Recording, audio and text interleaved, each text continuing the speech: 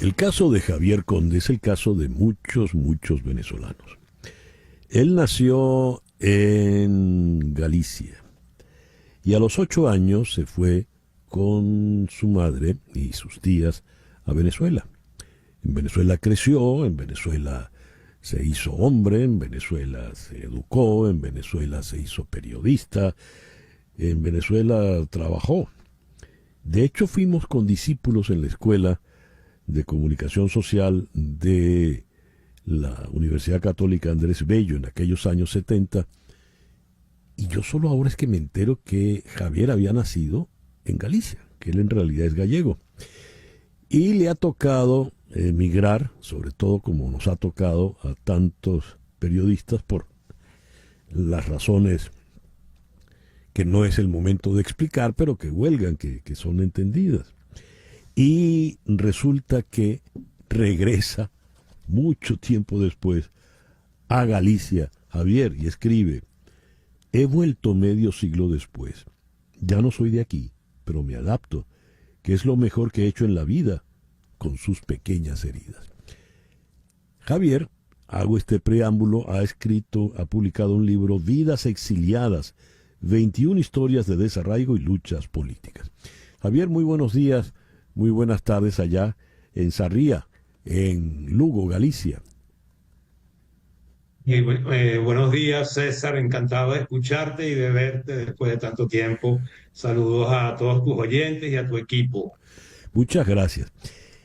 Me llamó la atención, nuestra común amiga Toña Bettencourt escribe que al salir de Venezuela tu primera escala de vida y escala profesional es en Montevideo, donde haces un trabajo sobre el presidente guatemalteco Arbenz. Y un alto general uruguayo te desacredita llamándote extranjero. ¿Qué fue para ti ser extranjero de repente al salir de Venezuela, donde, como dije en la introducción, yo no sabía que tú no habías nacido allí? Lo escondía bien, ¿no? Lo de gallego. No, lo No, escondías perfectamente. no te notaba tanto. No, nada.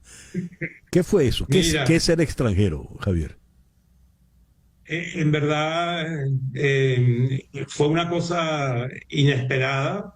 Yo publiqué ese trabajo en enero de 2020 en el diario El Observador de Montevideo, y cuando llegué a la redacción me encontré con que se había publicado una columna contra el periódico y contra mí. Pero en verdad lo asumí con serenidad. No me sentía extranjero, en verdad no me he sentido extranjero en estos 11 años que tengo fuera de Venezuela. El exilio es duro, es difícil, pero no me he sentido extranjero. Más bien me sentí congraciado con mi trabajo, de que tenía una repercusión importante de lo que había hecho, ¿no? Y ese era un personaje digamos, de un poco de la derecha más recalcitrante en Uruguay, que es un país bastante democrático por lo demás. Mencionas los textos, que es una mezcla, es un viaje por variables del periodismo. Aquí hay reseñas, hay crónicas, hay entrevistas, pero todas tienen que ver con el exilio. Por ejemplo, te detienes con Manuel Pérez Vila, que fue nuestro profesor allá en la escuela, fue un eminente historiador catalán, y tocas otros casos. Por ejemplo, entrevistas a Arturo Sosa, el actual padre general de la Compañía de Jesús, cuando era rector en la Universidad del Táchira, y ahora es una suerte de exiliado, no exiliado porque caramba es el Papa Negro, pero vive afuera. ¿Cuál ha sido el hilo conductor de todas estas historias que reuniste en el libro Vidas exiliadas? Bueno, el exilio precisamente, ¿no? De estos personajes y sus historias, incluso aquellos trabajos que no son propiamente sobre el exilio. Las personas con las que hablo viven fuera de Venezuela. En el trabajo que ya tú conocías de los muchachos que cambiaron la UCAP, Sí. los huelguistas de aquella época, del año 72, uno está en Chicago, el otro está en Indianápolis, el otro está en Florida, otro murió en París y solo había uno en Caracas. Entonces, el exilio es una constante en el libro. También el periodismo como oficio y como compromiso de mi parte, como lo hemos concebido, de compromiso con la libertad y con la democracia, ¿no? Y también el fútbol que está ahí. Claro, está Papaito Candal.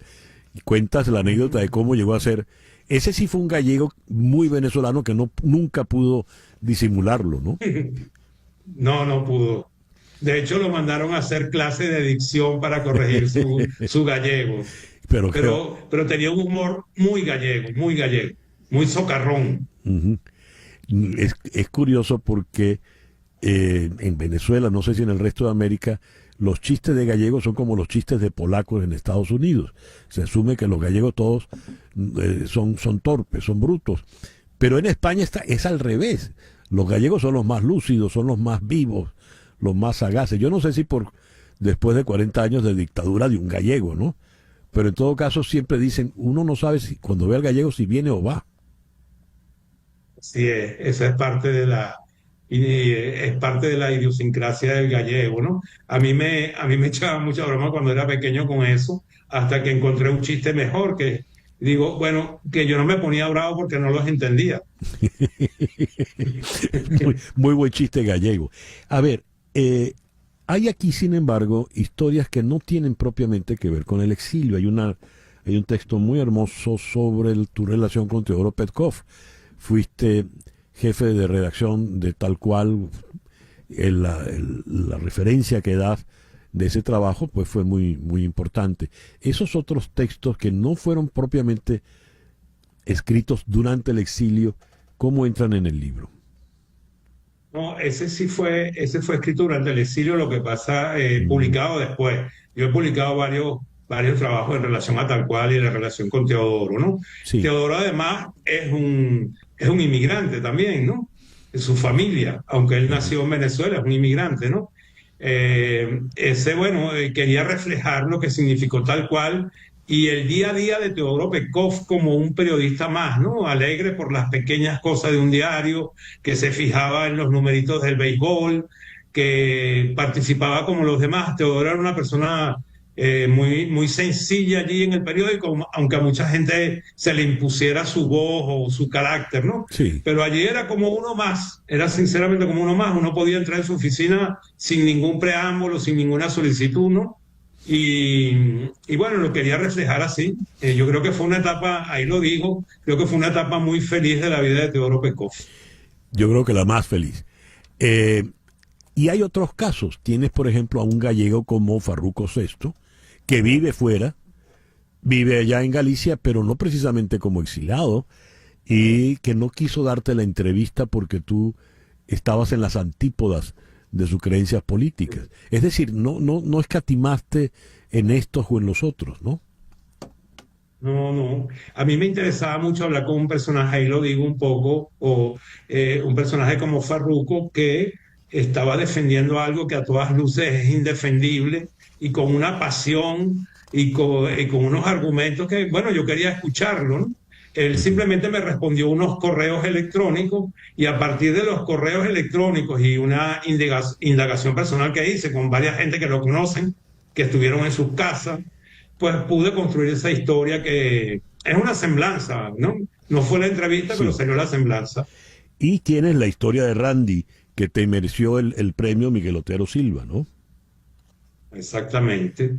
Randy, que vive aquí en el mismo pueblo donde yo vivo, en Sarria, en Lugo, en el centro en la Galicia profunda, pues en el centro de Galicia, con ahora mismo con madrugadas de -1, -3 grados, y Ya, aquí vivimos, un pequeño pueblo. Randy es una historia conmovedora de todo el sí. esfuerzo que ha hecho por él y por su familia.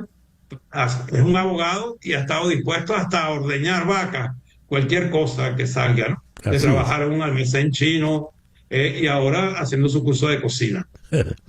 ¿Dónde se puede encontrar tu libro? Vidas exiliadas, 21 Y historias está de en Amazon. Está en Amazon. 21 historias de desarraigo y luchas políticas, editada por Barra Libros Editores. Te felicito, Javier, es un libro realmente grato, importante de leer. Bueno, muchísimas gracias, César Miguel, y un gran abrazo para ti. Un fuerte abrazo para Javier Conde.